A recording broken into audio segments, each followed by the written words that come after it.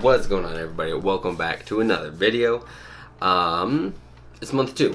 We made it through 30 days of the ketogenic diet. It is currently the 3rd, so but you'll probably be seeing this on a different day because I'm very busy and editing has been a little bit difficult lately, or to make time for it, so it is what it is. Before we get into anything, I did a quick physique update. I'm going to apologize beforehand because I clearly don't know what I'm doing when it comes to, posing or any of that. So let's go take a look at that, and I will see you back in a minute.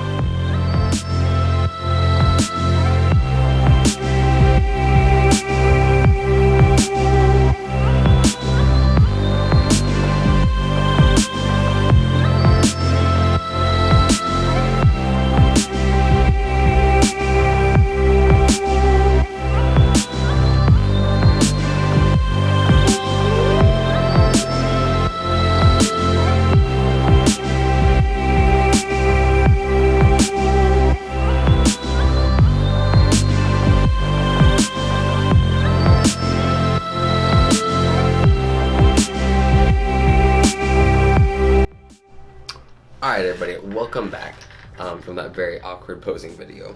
Clearly I don't know what I'm doing when it comes to posing. Maybe I'll watch some videos on that and I'll practice. Maybe I need a mirror. I don't know.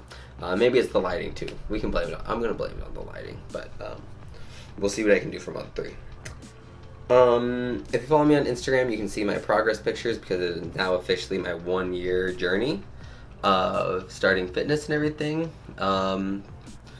So I'm going to make a video about that and everything, kind of tell you where I came from and, where I'm at now. But yeah, if you see on Instagram, you can go ahead and look at that. I'll post my Instagram handle right up here, Dayman42. I also have real life fitness that's going to be in correlation with this YouTube channel. So you can follow it. I'll put it over here. Boop, boop, boop. Both of them. Okay. Anyways, inBody scan. That's what I use to go ahead and track my weight, the weight that I'm reporting, just because it's the same machine. I want to keep everything as consistent as possible. So like I said, 178.7, now I'm down to 168.3.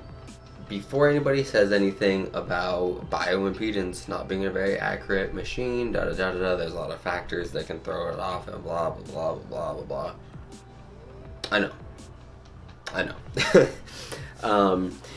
I do think it's still a good tool though, because it does show a lot of your stuff, like your skeletal muscle mass as well as your body fat percentage. I'm looking at my skin right here, so that's what I keep looking over at. I'm probably not going to share what the numbers are just because I don't want to get a bunch of kickback from there's no way you're that, there's no way you're this, blah blah blah blah. But what I do like to see is that the percent of body fat is going down, but it is showing a good sign that the number is going down. The thing I am concerned about is that it's showing that the skeletal muscle mass is also going down. But after talking with like a handful of people, sometimes your skeletal muscle mass can go down, but like my strength is still increasing. So I'm not too concerned about it. Going into the 2nd month, I might look at my calories a little bit because I'm currently eating at 17 to 1800 calories, somewhere in there. Usually closer to the 17 side. And the weight's coming off, which is great, but I really only want to be losing about a pound to a pound and a half per week. And obviously losing 10 pounds in a month does not equate out to that math. So, yeah, so I might look at my calories and see and everything maybe in a couple weeks, see where my weight is at and see what's happening there. But like I said, my strength isn't going down at all, so I'm not super concerned about it. I don't know if that's the right mentality, but that's what I'm going with right now. So that being said, all my goals for month 2 are obviously going to be as a cut, so continuing my weight to go down and my strength to go up. That would be ideal. Getting on those newbie gains. But if the strength doesn't go up, then at least the weight goes down and my strength will, maintain the same. If not, then like I said, we'll adjust as needed. Another big thing is, if you can see in the video, I would like to increase my ab definition. So I've started putting in more ab work, like what is like weighted ab crunches. I also bought, I don't know if you can see it back there. Actually, I don't want you to see back there. I have like some stuff like tea. I have a couple teacups back there because I've been falling asleep with tea and just haven't cleaned it up yet. So I'm a slob. Sorry, but I bought one of the ab wheels and doing some of that for some oblique work and everything. And yeah. So that's what I'm doing. I want the ab definition to come in a little bit more. My biggest concern is that my bench lifting weight has gone down. There's 5 big lifts, like 5 main compound lifts: overhead press, pull-ups, deadlifts, squats, bench press. And the first 4 have actually gone up. My overhead press has gone up, pull-ups have increased, deadlifts and squats have all increased. The only thing that's gone down is actually my chest press. And I recently changed my form after looking at a bunch of videos of myself and then looking at how it's supposed to be done. So I've changed my form, so that could be part of it. It's just getting used to using proper form while lifting. So I'm not really sure what it is, but I do know it's gone down. Not by a lot, but I see it going down instead of going up like the rest of them. So I guess for month 2, a big goal of mine is going to be to go ahead and get my bench back up. So I will, keep everybody updated on that, where that's at. What else did I put on here? Oh, the other thing is my accessory lifts are all going up too. So everything is going up except for my bench press. So once again, not too concerned about it. Maybe I should be, maybe I shouldn't be. I don't know. If you do know, comment in the section down below, and I would love any extra advice, because I'm on this journey just like everybody else is, and am always down to learn more and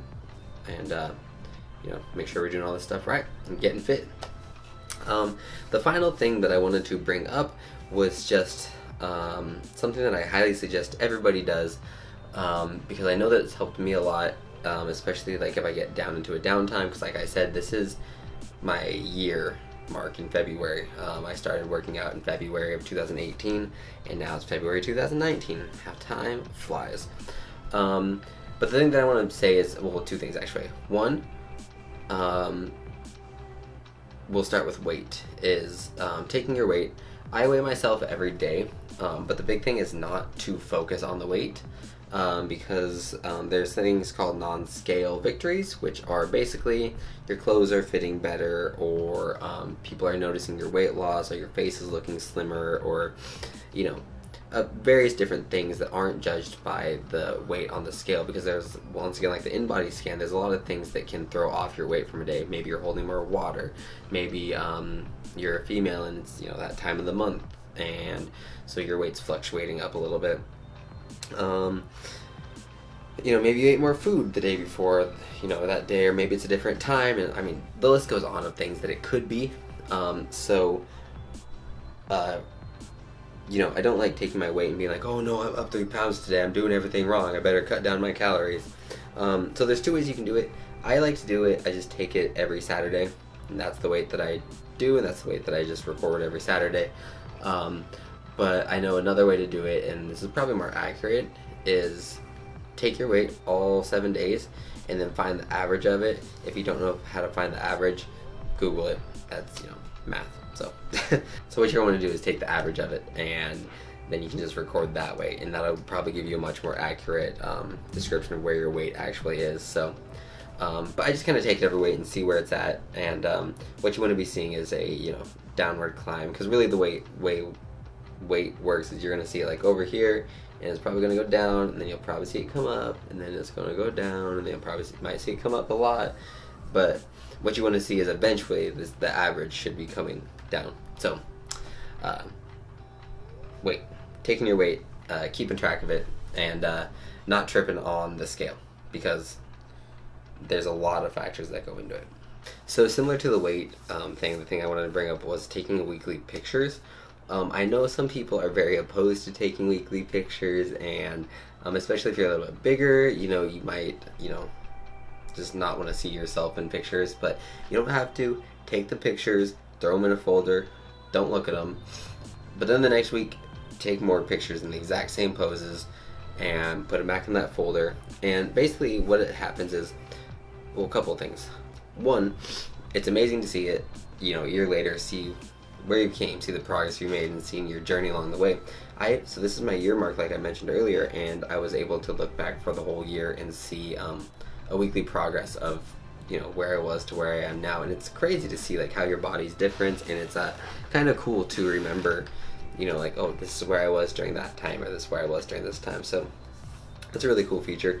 But I think the biggest, like, the way that it's the most helpful as a tool is that you might be feeling down on yourself because, you know, you didn't hit a weight goal, or you had a cheat meal, or you're not hitting the lift numbers that you're trying to lift, or I mean, the list goes on of reasons you could be down on yourself.